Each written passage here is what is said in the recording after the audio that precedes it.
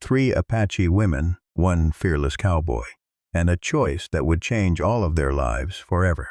Hunted by ruthless Comanche warriors, 3 sisters had only seconds left before certain death, until a 23-year-old cowboy named Samuel rode straight into danger without thinking of himself. He risked everything to save complete strangers. But what happened 10 years later shocked everyone. The 3 women returned, not for revenge, not for a reward, but with an unbelievable proposal that forced Samuel to make the hardest decision of his life. What choice did he make, and which woman captured his heart forever? Stay until the end, because this unforgettable story will leave you inspired, emotional, and completely speechless. Watch Love in the Wild West on the next video app as soon as possible. Please subscribe to my channel. Here is the English translation of the script. I have corrected the typos found in the original Spanish text, such as character names and grammatical errors, to ensure the English version flows naturally and maintains the dramatic tone of the story. The blazing sun beat down mercilessly on the red rocks of the canyon. Samuel Thompson, a young cowboy, barely 23 years old, was guiding his horse along the dusty trail when he heard the screams. They were not screams of joy. They were screams of pure terror. His heart began to race. Samuel stopped his horse and pricked up his ears. The screams were coming from the other side of the rocky hill. Without thinking twice, he spurred his mount and galloped toward the sound. What he saw when he reached the top made his blood run cold. 3 Apache women were running desperately through the valley. Behind them, a dozen Comanche warriors rode at full speed, letting out war cries that echoed among the stones. Samuel knew this story all too well. The enemy tribes had been in conflict for years, and these women were being hunted like prey. If the Comanches caught them, they would take them as hostages to harm the Apache tribe, or worse, leave them abandoned in unknown territory to die alone. Samuel didn't hesitate. There was no time for elaborate plans. There was only time to act. He rode down the hill at a full gallop straight toward the women. Dust flew behind him like a golden cloud. The 3 women saw him approaching, and for a moment, the fear in their eyes intensified. Another attacker, but Samuel raised his hand in a sign of peace, while shouting in the little Apache he knew, "Friends, help! Get on!" The tallest of the women, with black hair braided with turquoise beads, understood first. She shouted something to the other 2 in their language. Samuel slowed his horse beside them. There was no time for introductions. The first woman jumped on behind him with surprising agility. The other 2 ran toward them. The Comanche warriors were less than 100 meters away. "The high rocks," Samuel shouted, pointing east. "Run there!" The remaining 2 women nodded and began running in that direction, while Samuel, with the first woman clinging to his back, galloped in circles to distract the pursuers. It worked. 5 of the Comanche warriors changed direction and went after him. Samuel's horse was strong and fast, a magnificent stallion he had raised since it was a colt. But carrying 2 people was different. He could feel the speed decreasing with every stride. The Comanches were getting closer. Samuel could hear the hooves of their horses pounding the hard earth. By the way, if this story is capturing your attention, don't forget to subscribe to the channel and let us know in the comments which country you are watching from. We love knowing where our listeners are from. Onward. The other 2 women had reached the rock formations. They were enormous towers of red stone, eroded by centuries of wind and rain, full of cracks and narrow passages. Samuel knew this place. He had hunted here many times. He knew a secret passage. He guided his horse directly toward the rocks, so close that the leg of the woman behind him brushed against the rough stone. The Comanches shouted in frustration. 2 of them tried to follow him through the same path, but their horses were larger and didn't fit. They crashed against the rocks and had to retreat. Samuel continued forward, winding between the stone formations like a snake. The passage became narrower and narrower. Finally, he reached a dead end where the other 2 women were waiting, huddled against the rock, their eyes wide with a mix of fear and hope. Samuel jumped off his horse. The woman who had been behind him also dismounted, and the three looked at each other. Then they looked at him. They were beautiful, each in her own way. The first one, with the turquoise beads, had dark, penetrating eyes that seemed to look straight into the soul. The second was shorter, with an athletic build and the strong hands of a worker. The third was the youngest, with delicate features and a small scar on her cheek. Outside, the Comanches surrounded the rocks, looking for another entrance. Samuel knew they would eventually find it, but he also knew something else.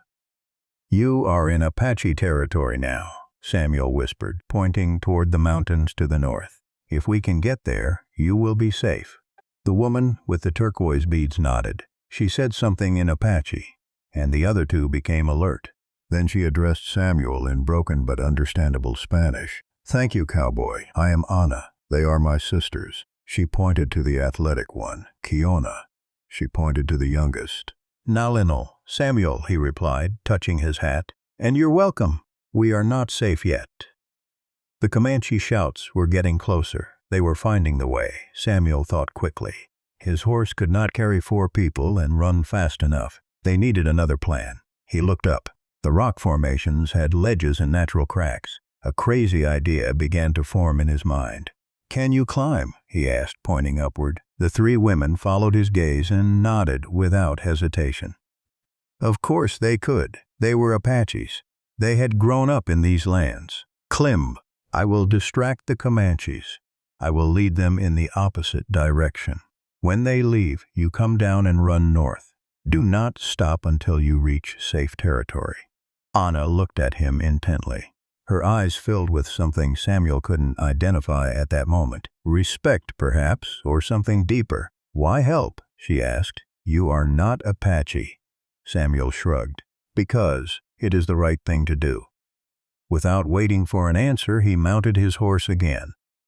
The women were already climbing, moving among the rocks with a grace that seemed impossible. In seconds, they had disappeared into the shadows of the upper formations. Samuel took a deep breath, said a silent prayer, and then galloped out of the hiding spot, making as much noise as possible. The Comanche saw him immediately and shouted with excitement. The prey had emerged from his hiding place. What followed was the most dangerous chase of Samuel's life.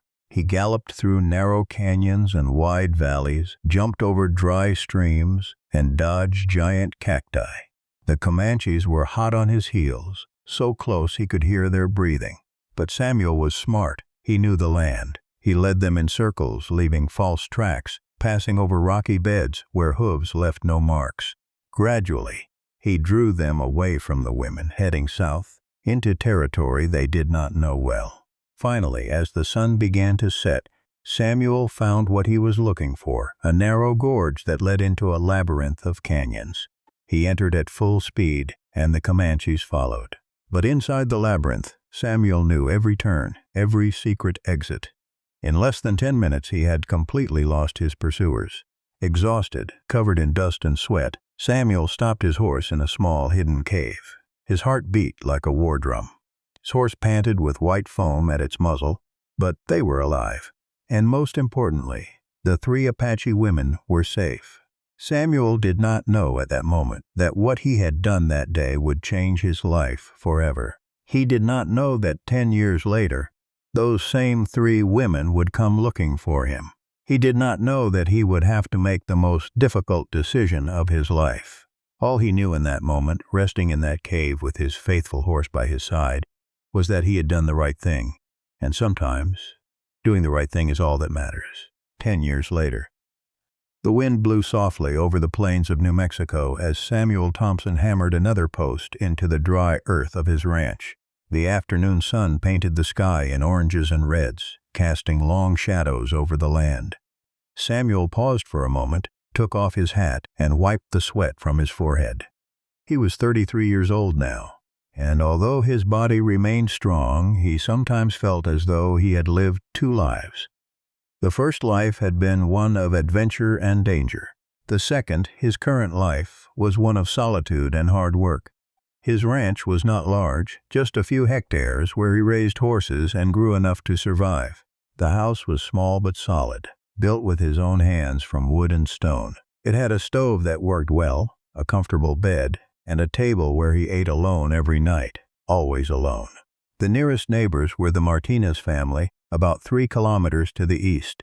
Don Roberto Martinez, his wife Carmela, their 8-year-old daughter Rosa, and grandmother Lucia lived on a similar ranch.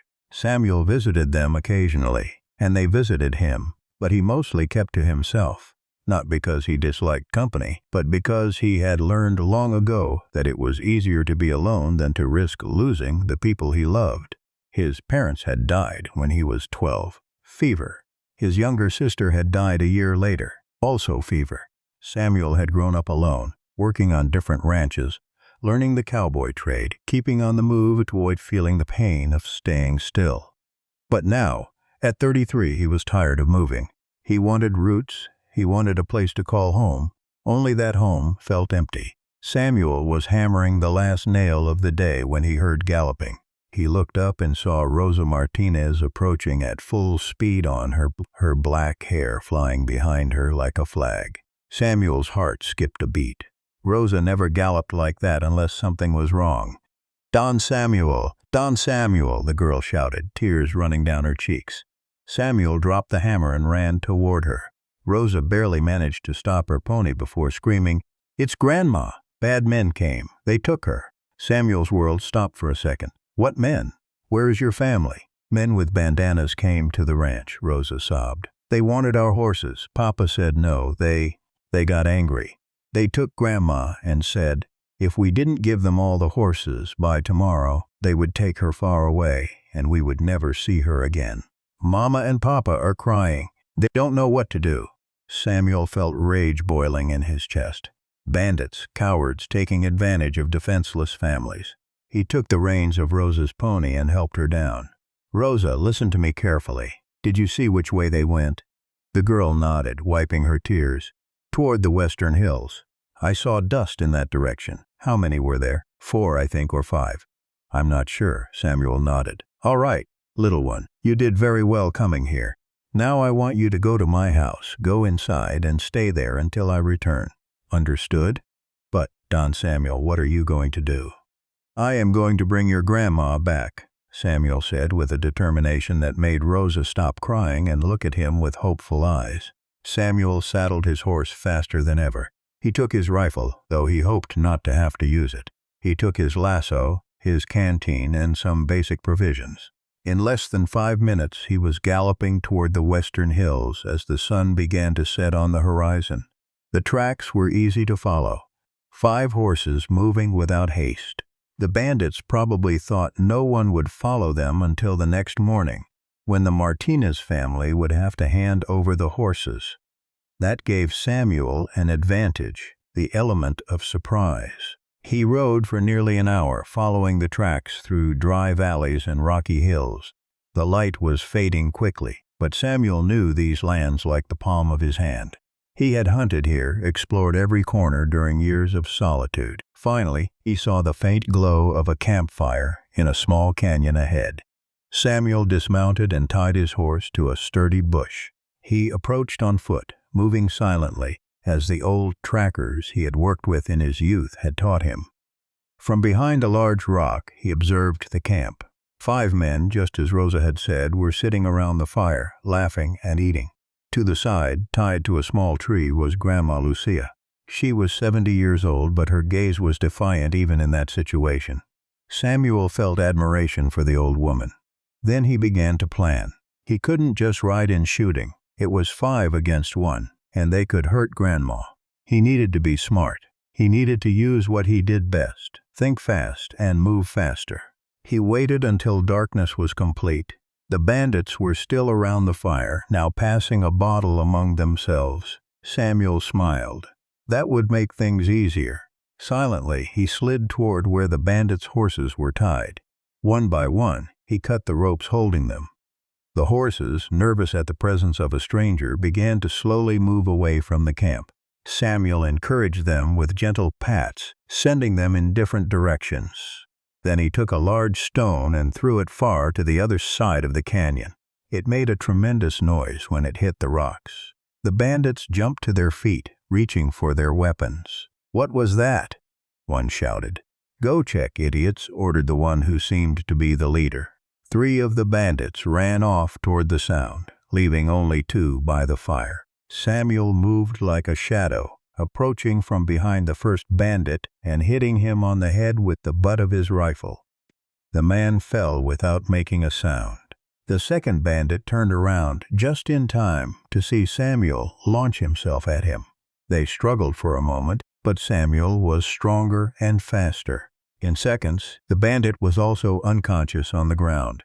Samuel ran to Grandma Lucia and cut her bonds. "It's okay, Mom." The old woman nodded, her eyes shining with gratitude. "I knew you would come, boy." "We have to get out of here fast," Samuel whispered. "The other 3 will be back soon." But before they could move, they heard shouts. The other bandits had returned and saw their unconscious companions. "There!" one shouted, pointing directly at Samuel and the old woman. Samuel took the old woman's hand. "Run, Mom, run as fast as you can toward my horse. It's behind that large rock. I will hold them off." "Go," Grandma Lucia did not argue. Despite her age, she ran surprisingly fast into the darkness. Samuel stood firm, blocking the path. The 3 bandits approached furiously. What followed was a fight Samuel would remember for the rest of his life. Samuel dodged the first punch, then the second. His training as a cowboy had taught him to be quick with his hands. He blocked a blow and responded with one of his own that connected cleanly with the first bandit's jaw. The man fell like a sack of potatoes. The other 2 hesitated for a second, which was enough. Samuel seized the moment, took his lasso from his belt, and threw it with expert precision. He caught the second bandit by the ankles and pulled hard. The man tripped and fell face first. The third bandit pulled out a knife, but Samuel was faster. He kicked the bandit's hand, sending the weapon flying into the darkness. Then he hit him with the butt of his rifle, leaving him unconscious alongside his companions. Breathing heavily, Samuel tied the 5 bandits with their own ropes. Grandma Lucia watched him from horseback with a mix of awe and admiration. "You are a good man, Samuel Thompson," she said as they rode back under the moonlight. "Someday you will find someone who values that noble heart of yours." Samuel did not respond. At that moment, he could not imagine that those words would be prophetic, nor that the person who would value his heart already knew him and had never forgotten him. When they arrived at the Martinez ranch, the family ran to embrace Grandma. There were tears of joy and infinite gratitude. Don Roberto offered money, horses, anything, but Samuel refused everything. "Neighbors help each other," was all he said before riding back to his solitary ranch, unaware that his life was about to change forever. Samuel was repairing the corral fence when he saw dust on the horizon. 3 riders were approaching slowly along the dusty road leading to his ranch. He stopped, squinting against the morning sun, and watched with curiosity. He wasn't expecting visitors. As the riders got closer, Samuel noticed something peculiar. They didn't ride like cowboys. They rode with the upright posture and elegance of those born on horseback, and their silhouettes were clearly feminine. His heart began to beat faster for no apparent reason. When they finally got close enough, Samuel felt as if time had stopped. It was them. The 3 Apache women he had saved 10 years ago. But they were no longer the frightened young girls running for their lives. Now they were adult women, beautiful and confident. Anna, the one who had worn the turquoise beads, now wore a suede dress decorated with intricate embroidery. Her black hair fell in perfect braids, adorned with feathers and precious stones. Her eyes were still as penetrating as he remembered, but now there was a depth in them that spoke of wisdom and experience. Kiona, the athletic one, dressed more practically in leather pants and a suede shirt. She carried a beautifully carved bow on her back, and her posture revealed the strength of a trained warrior. Her gaze was direct and brave. Nellily, the youngest, had blossomed into a delicate beauty. She wore a dress decorated with colored beads, forming patterns that seemed to tell stories. Her expression was soft but determined. Samuel slowly took off his hat, unable to believe what his eyes were seeing. The three women dismounted gracefully and stopped in front of him. For a moment, no one spoke. The silence was filled with unexpressed gratitude, with 10 years of distance that suddenly seemed to vanish. Finally, Ana stepped forward. Her Spanish had improved notably. "Samuel Thompson, we have been looking for you for a long time." "I remember you," was all Samuel could say, still stunned. "How did you find me?" "An Apache never forgets," said Kiana with a smile, "and never stops looking for the one who saved her life." Nalinli added softly, "We asked in many towns, many ranches. Finally, someone spoke of a lonely cowboy who had rescued an old woman from bandits recently. We knew it was you, the man who helps without asking for anything in return." Samuel felt his cheeks warm. "I only did the right thing both times." "That is why we are here," said Ana. The three women exchanged glances as if communicating without words. Then, from their saddlebags, they began to take out objects. Blankets woven with incredible designs, hand-painted ceramic vessels, turquoise and silver necklaces, high-quality tanned hides, leather bags filled with medicinal herbs. Each gift was more beautiful than the last. "This is too much," Samuel protested. "You can't give me all this." "It is not enough," Ana responded firmly. "You saved our lives. You returned us to our families. By the traditions of our people, we have a debt that must be paid." Samuel shook his head. "You owe me nothing, really." "Then don't do it for the debt," said Kiona, stepping forward. Her eyes shone with something Samuel couldn't decipher. "Do it because we want to." Nalinli also approached. "Samuel, for 10 years we have remembered you. The brave cowboy who risked his life for 3 strangers, the man of good heart who asked for no reward." Ana took Samuel's hand in hers. Her touch was warm and soft. "We have come to tell you something important, something our hearts have known since that day 10 years ago." Samuel felt the world spinning around him. "What thing?" The three women looked at each other again. Then, as if they had rehearsed the moment 1,000 times, they spoke almost in unison. But it was Ana who spoke the complete words. "We want to marry you, Samuel. Each of us loves you in her own way. Each of us has dreamed of you during all these years. We know it is strange for your culture, but in our traditions, a man can choose among several suitors. And we have chosen to present ourselves to you together, with honesty." The silence that followed was so profound that Samuel could hear the beating of his own heart. He began, but the words stuck in his throat. His mind was a whirlwind of confusion, surprise, and something else he dared not name. Kiona spoke, her voice strong but kind. "We know it is a lot to process. We do not expect an answer now, but we wanted you to know the truth. You saved us, Samuel, and in that act, you stole our hearts. All 3 of them." Nalinli added softly, "You do not have to choose any of us if you don't want to. You do not have to feel obligation. We just wanted you to know that there are 3 women in this world who consider you the most honorable man they have ever known." Samuel looked at the 3 women before him. Each one was beautiful, yes, but more than that, each radiated strength, intelligence, and kindness. He could see in their eyes that they spoke with sincerity. It was not a game or a cultural obligation, it was real. "I live alone," Samuel said finally, his voice hoarse.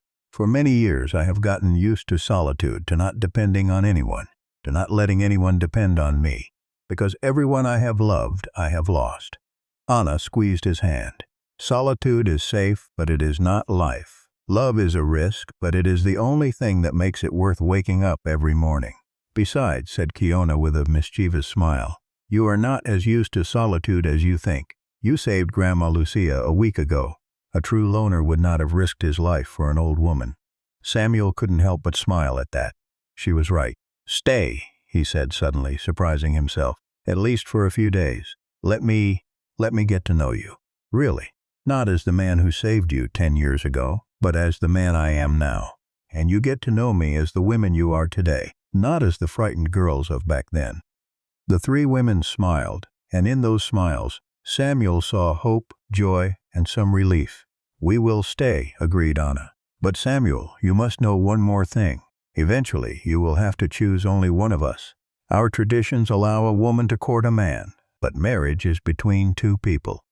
We know this and accept it. But whoever is not chosen will remain your friend and sister forever."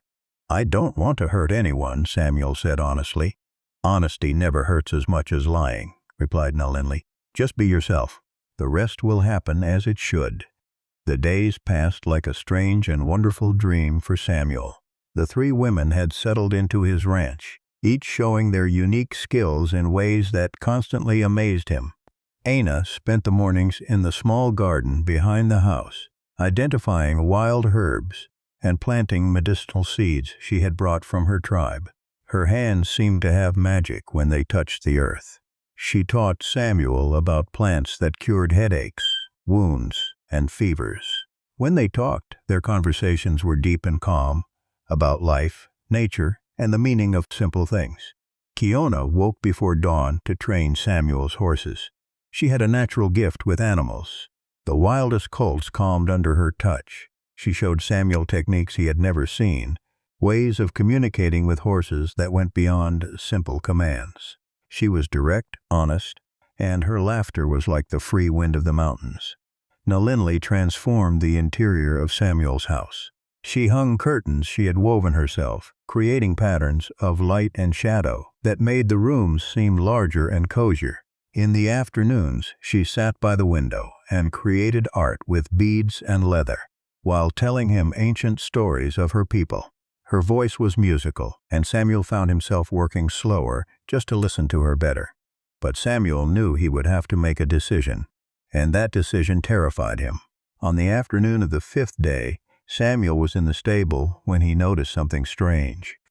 The sky to the west had turned a sickly yellow. The horses were restless, kicking the ground and neighing nervously. Samuel had lived long enough in these lands to know what it meant. A sandstorm, and it would be big. He ran to the house. "We have to prepare. A storm is coming." The three women wasted no time with useless questions. Anna began securing everything outside. Kiona led all the horses into the large stable and closed the doors tightly. Nalinla closed all the windows and doors of the house, sealing the cracks with wet rags. Samuel climbed onto the roof to secure loose tiles when he saw something that made his blood run cold. In the distance, on the road toward the Martinez ranch, he saw a small figure. It was Rosa, riding her pony, galloping desperately toward her home, trying to reach it before the storm caught her. But she wouldn't make it.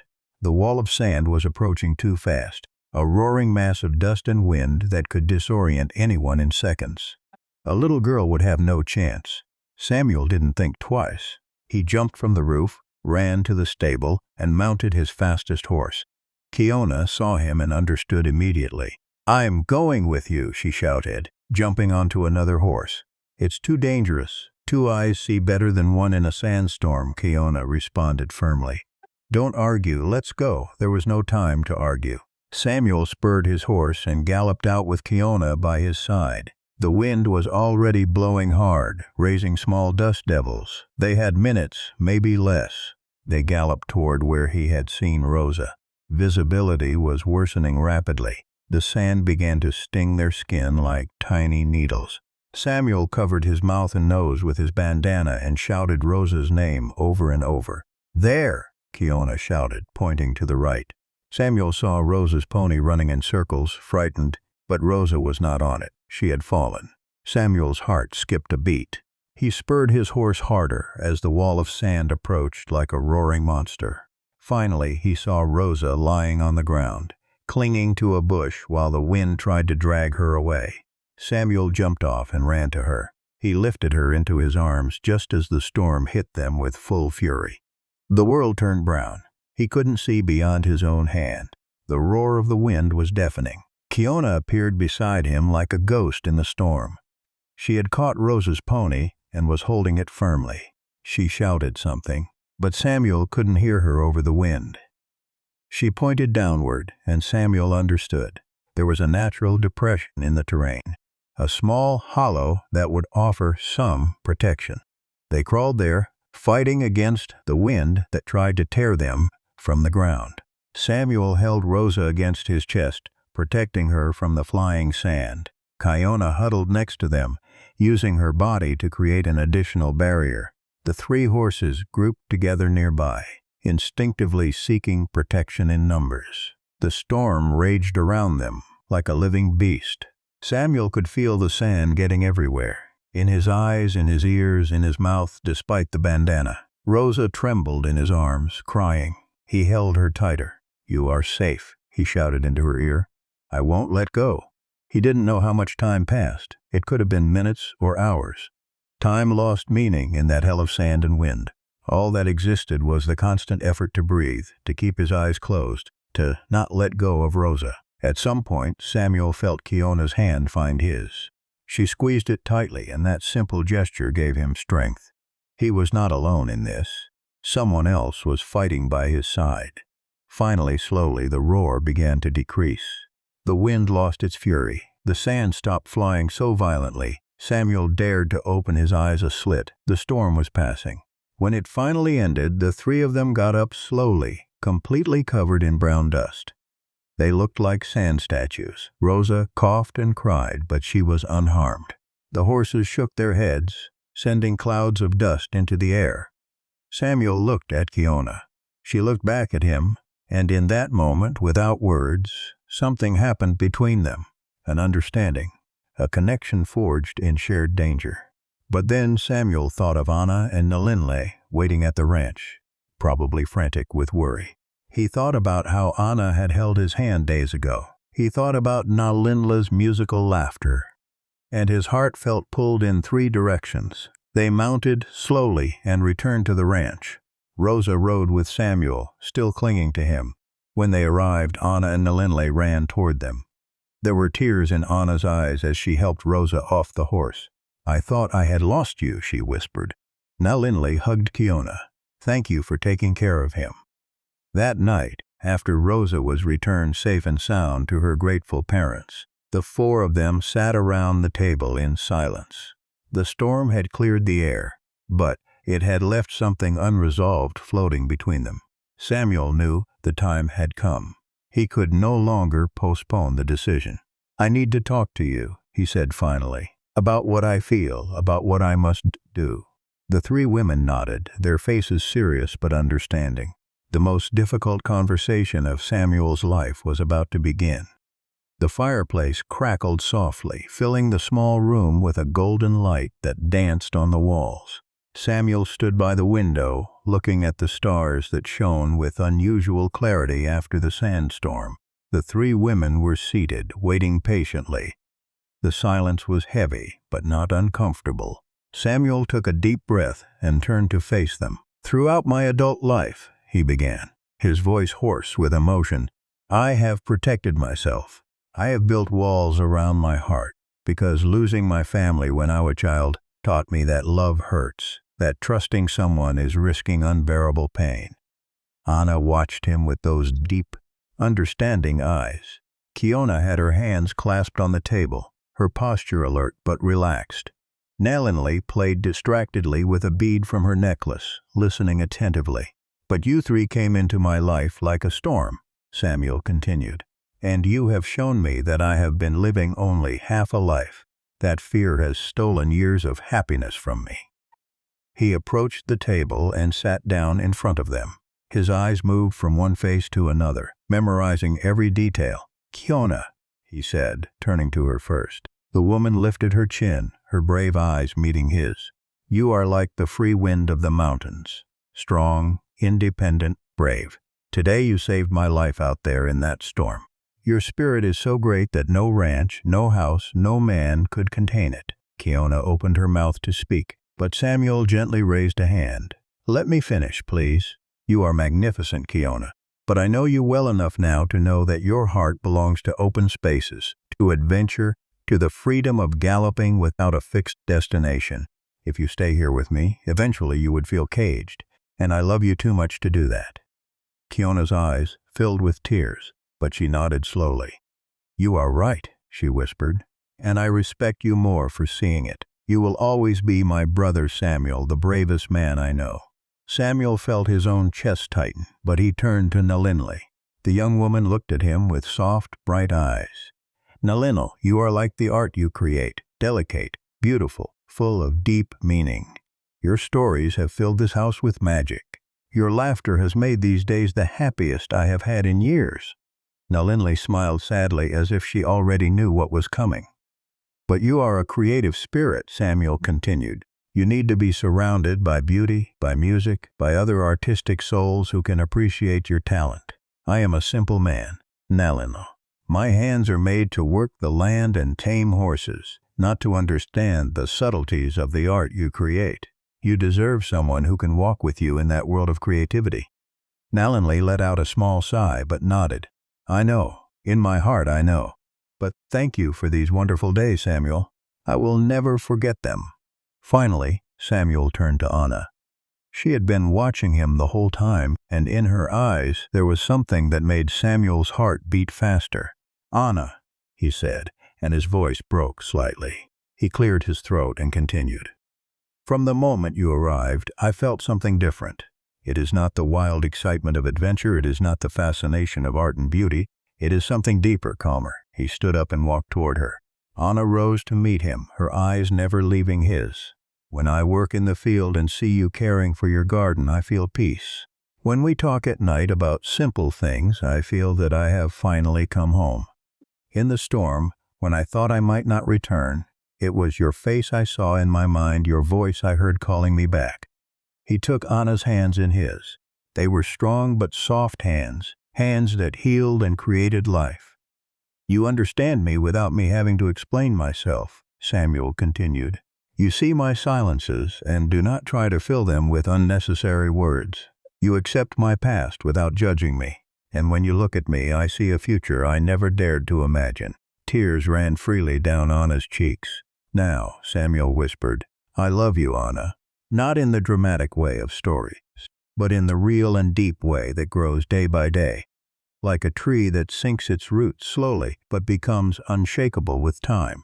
Will you marry me?" Anna sobbed and threw herself into his arms. "Yes, 1,000 times yes. I have loved you since the moment you risked your life for us 10 years ago, and that love has only grown." They embraced while Kiona and Nalinli stood up. The two women approached, and the four joined in a group hug. There were tears, but also laughter and acceptance. "We are sisters," said Kiona firmly. "This does not change that. Anna won your heart, but the three of us gained a brother and a family." "That's right," agreed Nalinli, "and we will visit often. Your children will call me Auntie, and I will tell them wonderful stories." Samuel laughed through his own tears. "Are you already planning my children?" "Of course," said Anna with a radiant smile. "A healer always plans in advance." The following days were filled with preparation. Kiona announced that she would return to her tribe to become a tracker and explorer, something she had always dreamed of doing. Nalinli decided to travel to Santa Fe, where she had heard that artists from many cultures gathered to create and trade. "But we will return for the wedding," they both promised. And so they did. A month later, under the perfect blue sky of New Mexico, Samuel and Anna married in a ceremony that mixed Apache traditions with those of the white man. Don Roberto Martinez officiated the ceremony. Little Rosa was the flower girl. Kiona and Nalinli stood beside Anna as honored witnesses. Neighbors from nearby ranches attended, along with members of Anna's tribe. It was a day of union, of bridges built between cultures, of love celebrated in all its forms. That night, when everyone had gone and the house was finally silent, Samuel and Anna sat on the porch, holding hands, looking at the stars. "Are you afraid?" Anna asked softly. "Terrified," Samuel admitted. "But for the first time in my life, it is a fear I embrace, because it means I have something precious to lose, and that means I am finally truly living." Anna rested her head on his shoulder. 10 years ago, you saved my life. Today, I save yours. I save you from solitude, from the walls you built, from the fear that kept you prisoner." Samuel kissed her forehead. "Then we are even." They remained like that as the night deepened, two souls who had found their way back to each other after a decade. The lonely cowboy was no longer alone, and the Apache woman who had been saved had become the savior. Sometimes the truest love does not arrive with fireworks and drama. It arrives silently, like rain in the desert, nourishing slowly until life blooms where before there was only dryness. And in that small ranch under the infinite stars, a new life had begun to flourish.